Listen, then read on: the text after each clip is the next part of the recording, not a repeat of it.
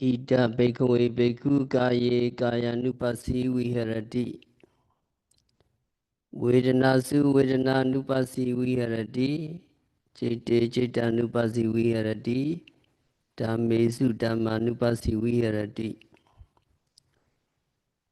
Here in this teaching, a bhikkhu, a monk, meditators, contemplating the body in the body, a meditator contemplate feeling the feeling, meditator contemplate consciousness in the consciousness, and he contemplate Dhamma in the Dhammas.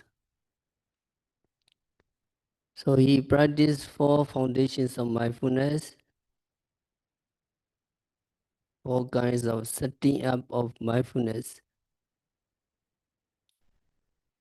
There are 4 foundations of mindfulness because there are 4 kinds of objects. The first one, Kaya Nupassana, contemplation of body. Sometimes the body does not mean the whole physical body, but a group of some material properties. Breathing is also called body.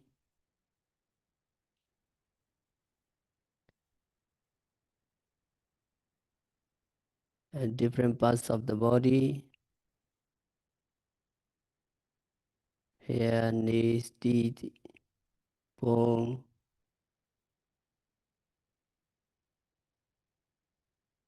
are also called body.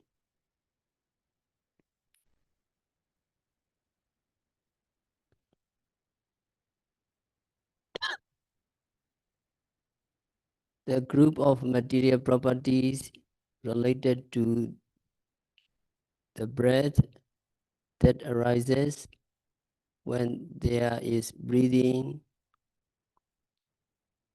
for example, pressure, heat, cold, friction, motion, etc.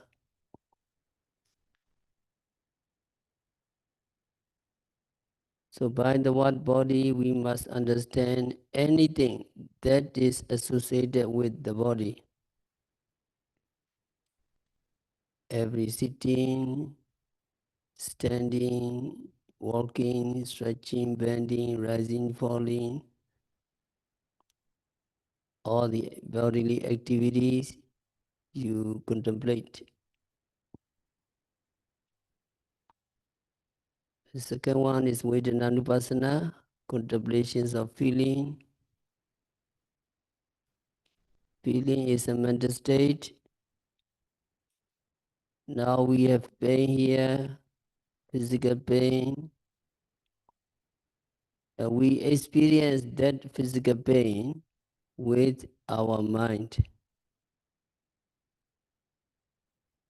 In our mind, there is a mental state called feeling.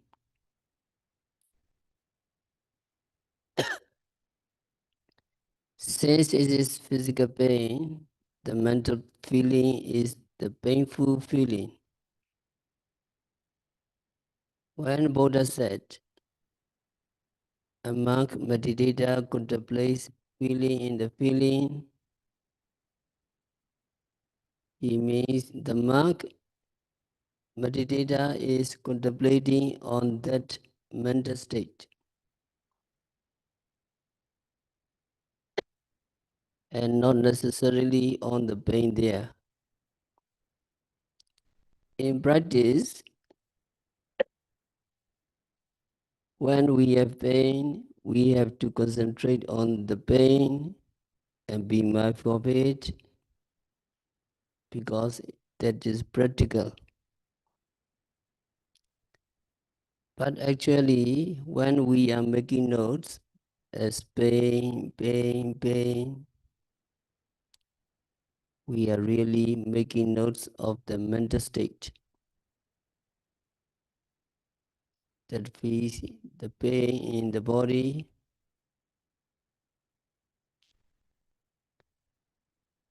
That feeling is of three kinds. Sometimes you contemplate a pleasant feeling. Meditation is so good, and you have pleasant, pleasurable sensation, but mostly unpleasant sensation occur. Whatever sensation or feeling arises, you contemplate on, then sometimes neutral.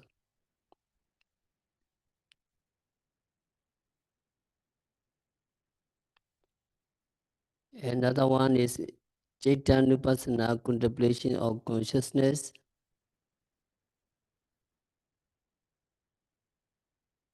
It is usually translated as mind, Chaita,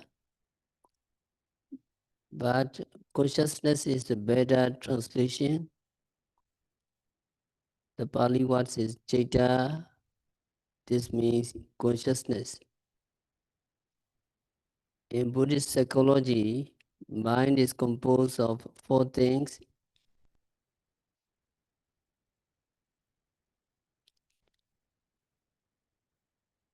Vedana, feeling; Sanya, perception; Sankara, mental formation; and Vijnana, consciousness.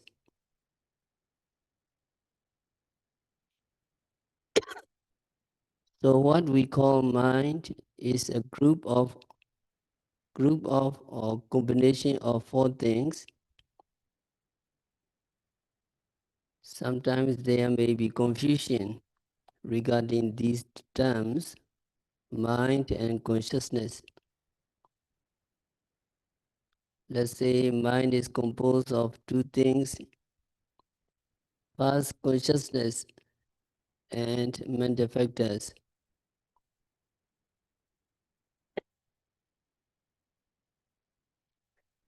Consciousness is defined as the awareness of an object.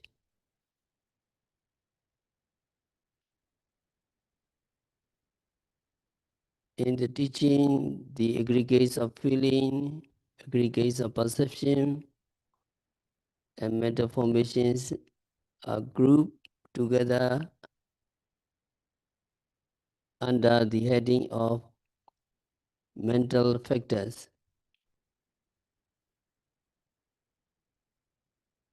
Here, awareness is not like awareness in the practice of meditation. It is just mere awareness.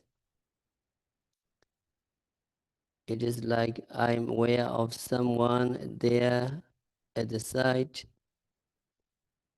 although I am looking this way in front. This kind of awareness is called consciousness. At least it is called consciousness in Abhidhamma. So we understand that although we use the word consciousness for the word Chaita, it is not an exact translation of the word. Consciousness is defined as mental state, which is the awareness of the object. Only when there is awareness of the object can there be contact with the object, feeling of the object, liking of the object, disliking of the object, and so on. So these mental state, contact, feeling, liking, disliking, etc., are subordinate to consciousness,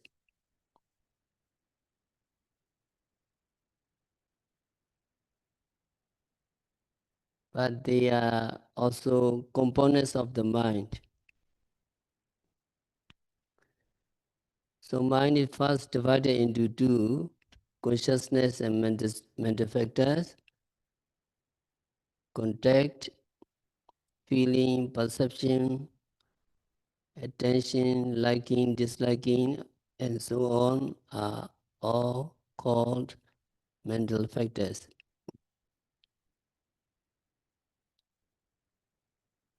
There are 52 mental factors, and these 52 are grouped into three: feeling, perception, and mental formation.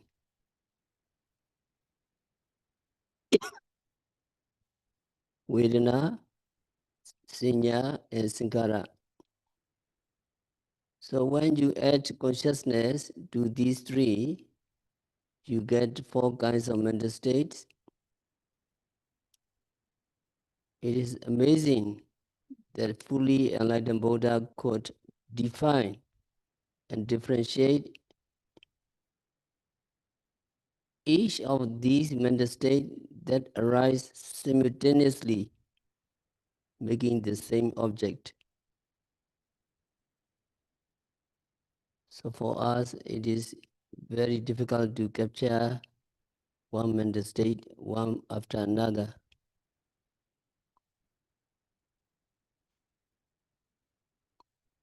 So when we practice meditation and note, sorry, sorry, that means we have a consciousness accompanied by sorrow or something like that. It could be contemplation on consciousness. When I note angry, angry, I'm doing contemplation of consciousness accompanied by anger. So to note every arising citta, consciousness, gradually our mind will become purified.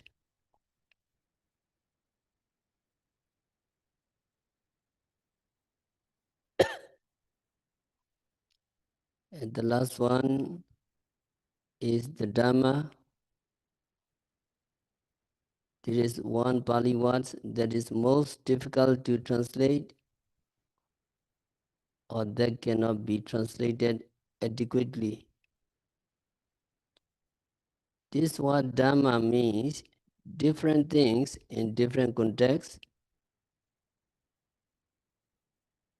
You cannot translate the word Dhamma with just one English word. If you do, you will be wrong. So here Dhamma simply means the objects that are the five mental hindrances, Nivarana, the five aggregates, Khandha, the 12 bases, Ayatana,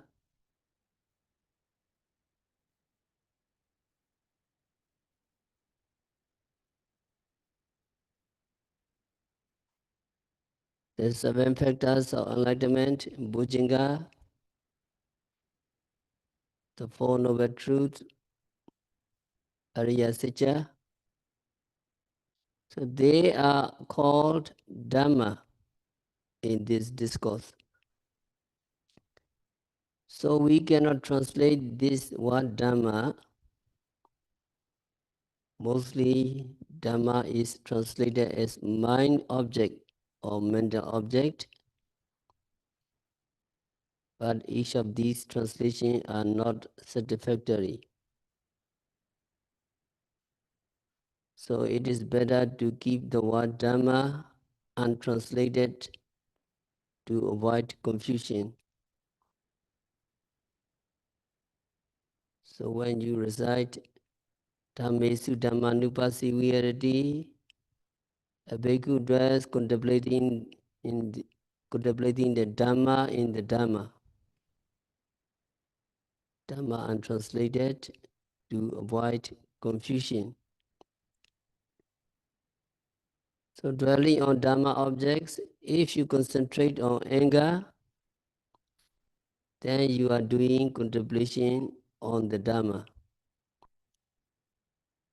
Here, Dhamma does not mean the teaching or discourse or other things.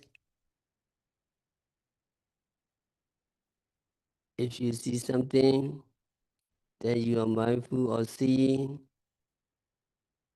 then you are doing Dhamma objects contemplation, Dhamma Nupassana. Seeing, seeing, hearing, hearing, smelling, smelling, tasting, tasting, touching, touching, and knowing, knowing. You are doing Dhamma object contemplation, you are practicing Dhamma Nupassana, Satipatthana.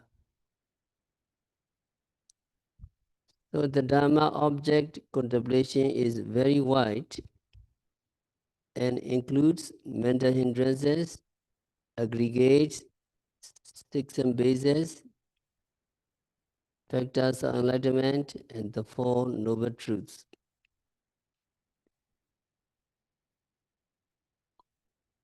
So if we translate Dhamma as mind object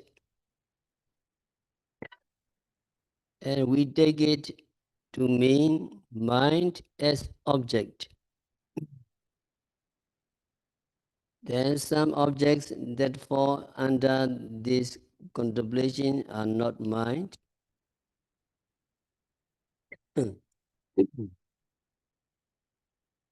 If we translate Dhamma as mental object, then everything is object of mind. Body is also object of mind. Since we cannot get satisfactory and adequate translation, it is better to leave Dhamma untranslated.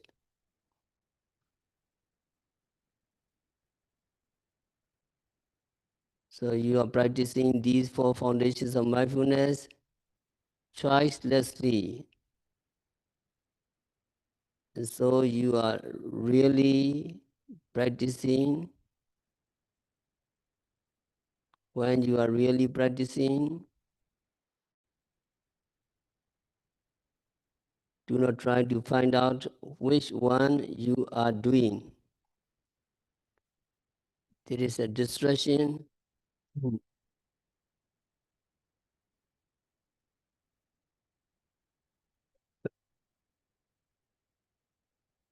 As the practitioner of Vipassana, you have to take what is there at the present moment. Do not try to find out whether it is body or the feeling or the consciousness or the Dhamma. Whatever there is, your duty is to be mindful of that object immediately. So you do not have lobha, desire, and domanassa or dosa, discontentment regarding that object. In order not to have desire and discontent, you have to be mindful. So you have no time to find out whether it is consciousness or Dhamma or other things. When you practice Vipassana meditation, you practice all these four foundations of mindfulness as they come along. So long as you are mindful of the object at the present moment, you are doing fine. Your meditation is good. What is not good is when you are carried away by your thoughts and forget about meditation for some seconds or maybe some minutes. That is not good. Nobody knows, but we are carried away by the thoughts for long. It's not good. But so long as you are mindful, you are doing the right thing, your meditation is going well. And sometimes meditator thinks that if you do not concentrate on the main object or primary object, you are not doing meditation. Sometimes they complain, oh, we have to spend time, we have to waste time noting the mind going here and there. And we do not have much time to concentrate on the main object. They complain. Whether you are aware of the main object or the secondary object, so long as you are mindful at that moment, you are doing fine, you are meditating, and you are practicing vipassana.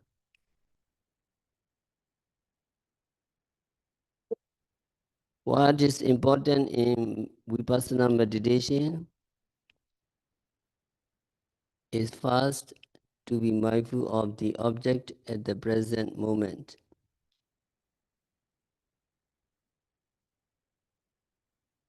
Sometimes you may miss to be mindful,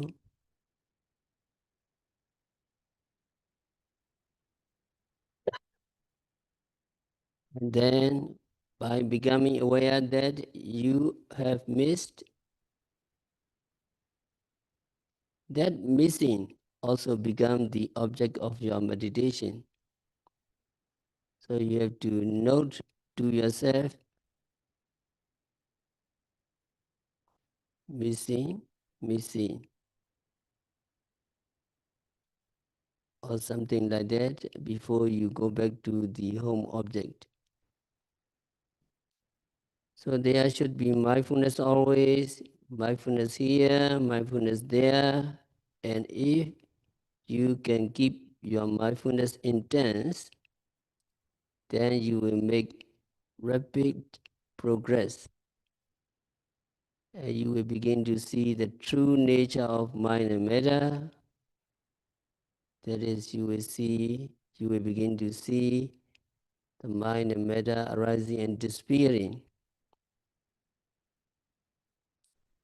When you see the arising and disappearing, you also see that they are impermanent. When you see they are impermanent, you also see their suffering nature and also the non-self nature. Or you see that you have no control over these mind and matter. That they arise and disappear as their own free will. So when you see them, you are said to see the three general characteristics, nature, dukkha, anatta of all conditioned phenomena.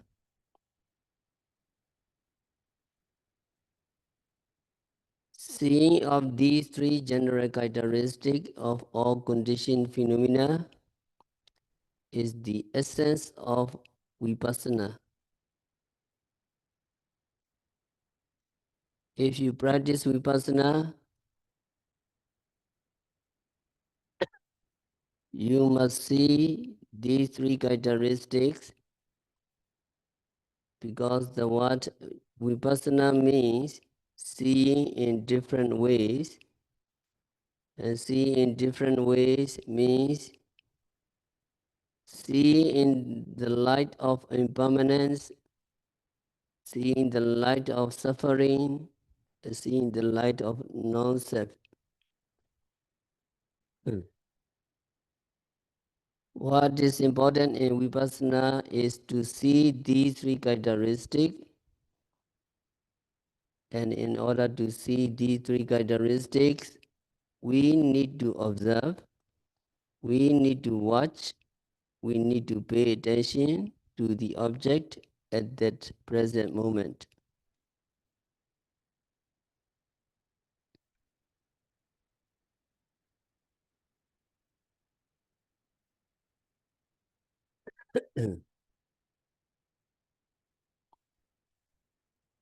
In order to pay attention to the object at the present moment,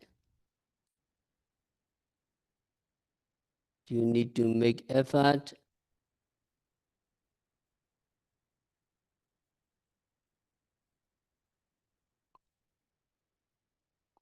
Without effort, nothing worthwhile can be achieved.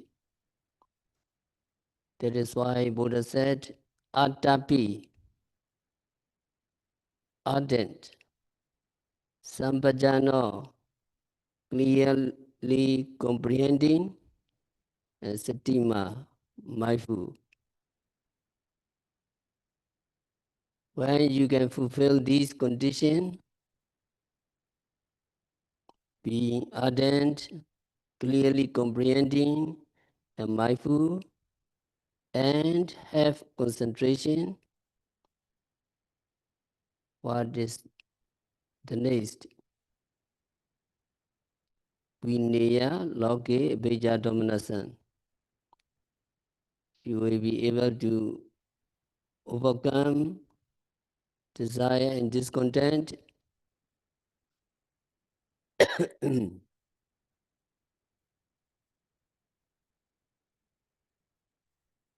and all mental defilements can be eradicated. And Nyayasa Adigamaya, you will reach the noble path. And Nibbanasa Sichikiriyaya, you will realize Nibbana.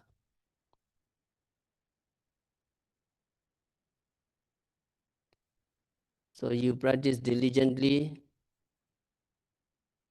in this retreat. And if you are successful with the practice, you will reach enlightenment, you will gain enlightenment. So let us listen enlightenment. It is our goal.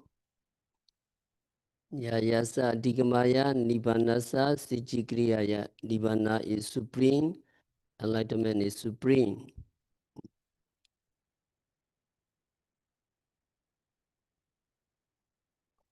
So enlightenment is very popular. It is the goal of all Buddhists. So we are not sure whether people really understand what they are talking about enlightenment. That is because enlightenment can mean different things for different person, or different to people who belong to different religions. So enlightenment for a Christian may not be the same as enlightenment for a Buddhist or for a Hindu.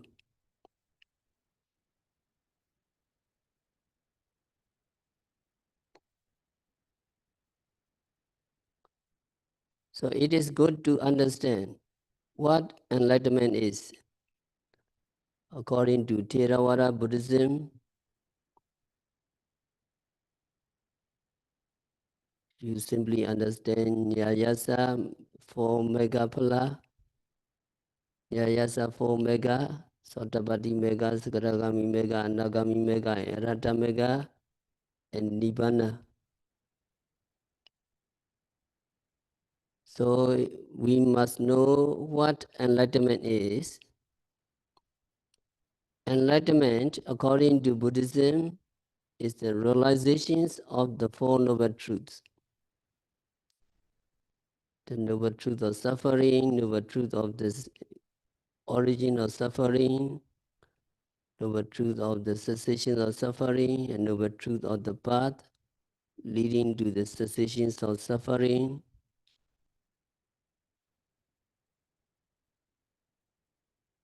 And the eradications of mental defilements. That is enlightenment. So at least there must be these two things with enlightenment. A meditator who gains enlightenment penetrates the Four Noble Truths. That means he or she understands the Four Noble Truths through his or her experience.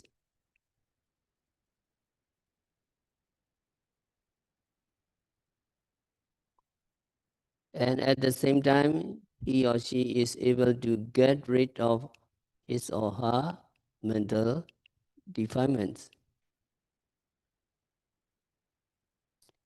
At the moment of enlightenment, there arises in the yogi a type of consciousness. That type of consciousness is called Megacita or path consciousness.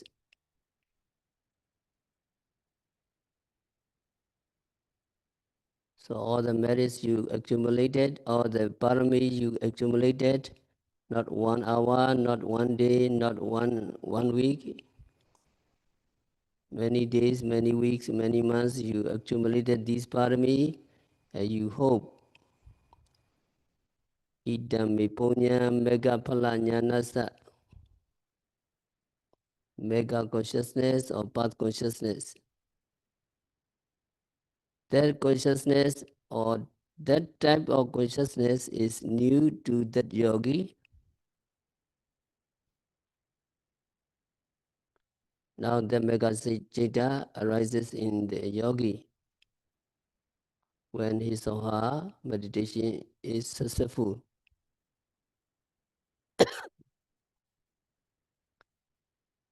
So such a type of consciousness arises, and that consciousness takes nirvana as object. And at the same time, it is able to eradicate mental defilements. First, a meditator practices vipassana meditation. At the successful end of his or her vipassana meditation, he or she gains enlightenment. So following the moments of vipassana meditation, that consciousness, mega citta, arises, and it takes nirvana as object,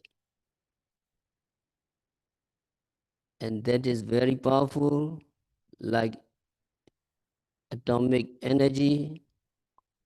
It eradicates mental defilements because you practice a lot of paramis. Your training is so long, and that mega citta eradicates mental defilements. From that time on, a meditator is said to have gained enlightenment, or a meditator is called an enlightened person. So the moment of enlightenment is described in a book called Milinda Pinya, or questions of King Milinda. There, the moment of enlightenment is described clearly by the Venerable Nagasena. There he said, the mind of the yogi who is incessantly, that is step by step, observing the object or observing mind and matter, transcends the stream of mind and matter that is going on incessantly and plunge into the cessations of the stream of mind and matter that is incessantly going on. So here, meditator who is incessantly, step by step, observing the object. So you continuously observing the object. That means meditator is practicing vipassana meditation. When you practice vipassana meditation, you take mind and matter as your object. And you have to be constantly observing.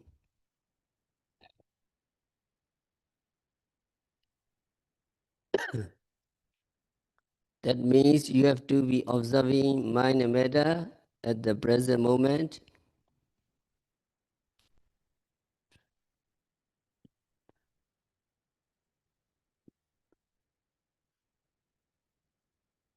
The mind and matter are appearing and disappearing continuously, and you are observing continuously.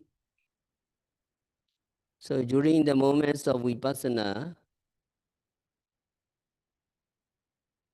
your mind is on mind and matter, or they are called the five aggregates of clinging or miscellaneous formation. So those are the moments of your vipassana meditation.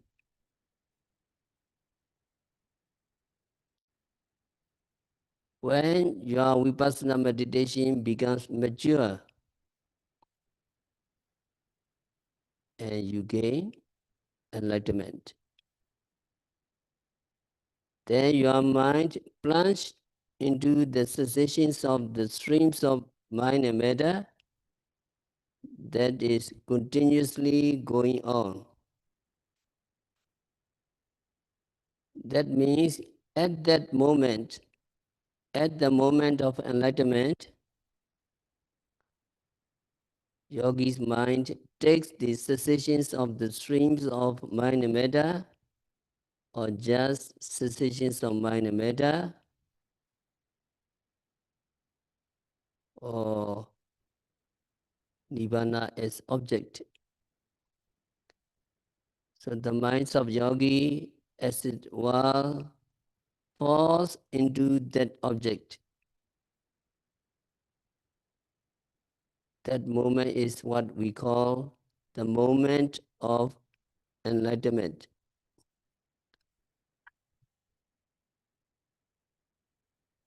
At the moments of enlightenment, the streams of vipassana has ceased. The consciousness that arises at the moment of enlightenment is Megacita, but consciousness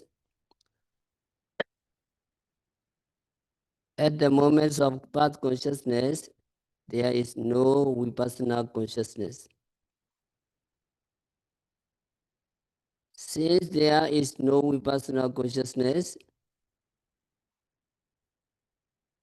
there are no objects of vipassana at that time for that yogi. So for the yogi, Both vipassana and its object have disappeared. Instead, there is path consciousness, and that path consciousness takes nirvana as object.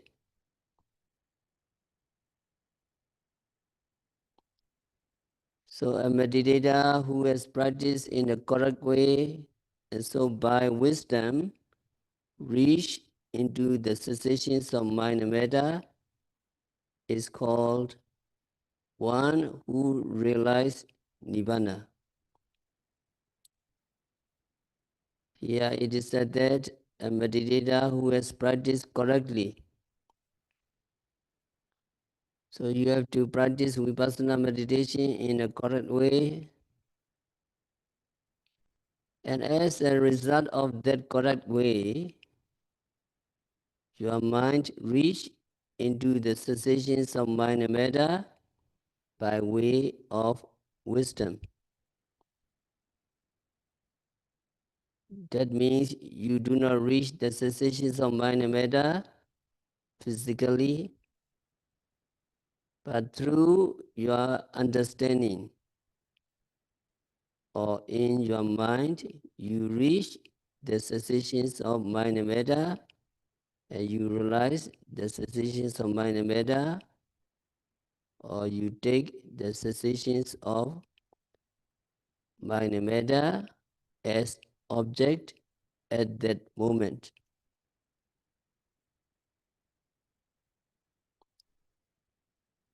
So the cessations of mind and matter is another name for Nibbana.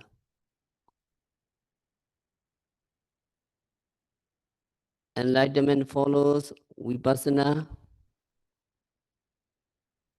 So enlightenment is actually the result of Vipassana practice, or the outcome of Vipassana practice. But enlightenment or path consciousness is not called Vipaka, result of Vipassana, or Vipaka of Vipassana. It is called by other names. So in one commentary, it is described as the outcome of Vipassana, or the profit of Vipassana, and the accomplishments of Vipassana. So actually, it is the result of Vipassana. Enlightenment is the result of Vipassana. Without Vipassana, there can be no enlightenment. So to gain enlightenment, you are developing Vipassana knowledges, you're practicing continuously to complete all Vipassana insight stages. So if you know Abhidhamma, you will clearly understand that there can be no enlightenment, there can be no Megacita, path consciousness, without Vipassana. It is said that path consciousness, Megacita, arises immediately after the consciousness called Kudrabu, change of lineage. And the change of lineage consciousness arises immediately after 3 or 4 moments of Vipassana consciousness. So if there is no Vipassana consciousness, there is no streams of Vipassana, there can be no path consciousness, or there can be no enlightenment.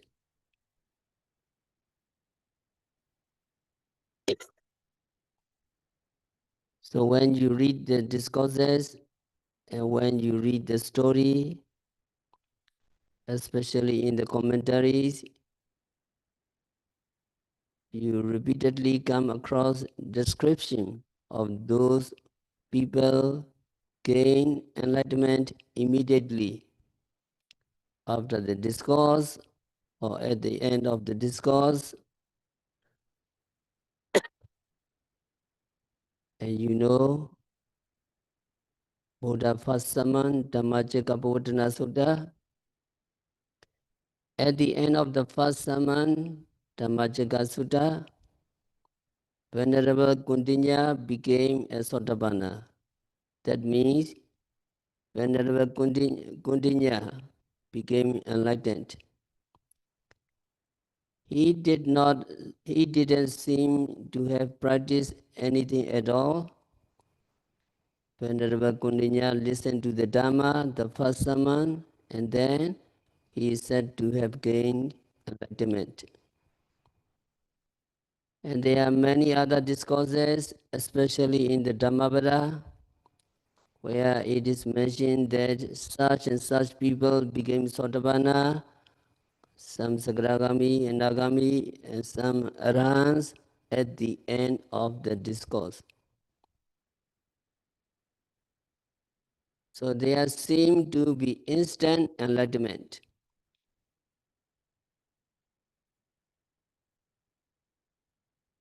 And we all wish there was for me, for us.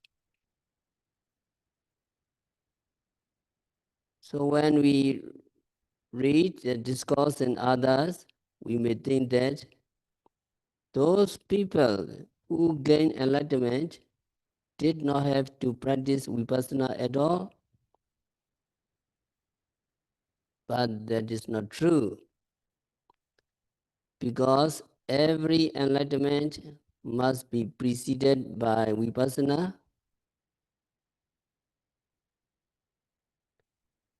There are three paths: Mula path, basic path, Pobabhaga path, or precursor path, or preliminary path, and Ariya path, noble path. So basic path, you have the kinds of path, you develop this path. Basic path means you have belief in the karma and karma results. Because of this you are here, and you practice very diligently. You have faith in the practice, you have faith in the teacher, and you have sila. That is, you develop basic path, and then you practice diligently, non-stop. 1 day, 2 day, 1 week, 1 month, 2 months, etc. That is precursor path.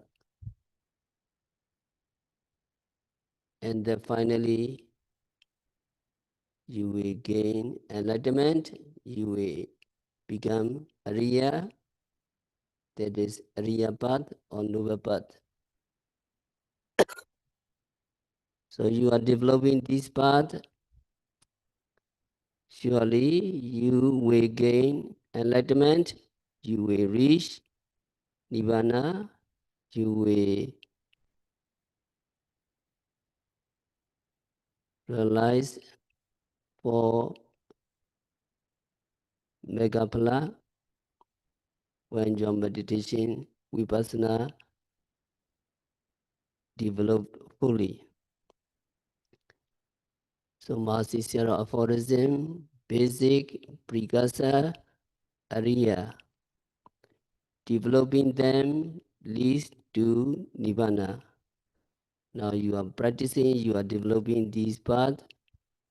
Can you follow me? Basic, precursor, Ariya. Developing them leads to Nibbana. Basic, precursor, Ariya. Developing them leads to Nibbana. enlightenment. Basic, precursor, area, developing them leads to nirvana, enlightenment. So now you are developing basic, already developed. Without faith in this practice and teacher Buddha, you will not be here. Now you are fully confident in the practice and precursor, all the vipassana knowledge have to be developed. And then finally, Ariya path, noble path is very near to you. That is your goal, that is the enlightenment. So we will continue tomorrow. We have to stop our discussion for today. By practicing vipassana meditation, by developing basic path, precursor path, and finally, may you develop the Ariya path, may you attain Nibbana, may you realize the real peace in the very near future.